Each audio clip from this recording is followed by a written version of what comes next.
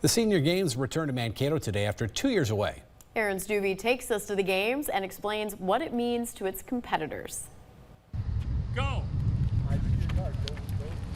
Every state each year hosts their own version of the Senior Games, a weekend dedicated to getting older folks out and active. This year, Minnesota's event is hosted at MSU Mankato for the first time in 3 years. 342 people from 18 different states are dividing into 15 events, covering everything from track and field to shuffleboard. We have people that are doing power walk and they're going to swimming tomorrow, and then maybe they're going to track and field on Saturday. So some people have their specialized sport that they're here to compete in, but some people are even trying new things and just making the most of it. For those making the trip to Mankato, the motivation is different for everyone. Some have been competing for years and are looking to push themselves, while others are just trying to stay active. But some are drawn to the competition by something a bit more personal. It's community. As I've gotten older, I've realized really life is all about building a community and having people with shared experiences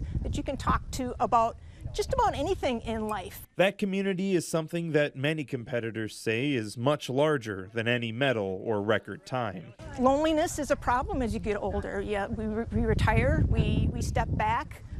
We do have some physical ailments, but being able to be with people and support each other and just talk about everyday life experiences is very affirming and encouraging. In Mankato, Aaron Stuvey, KUYC News Now. Mankato will also host the Senior Games next year, but that event will double as a qualifying event for the 2027 National Games. Here's Sean.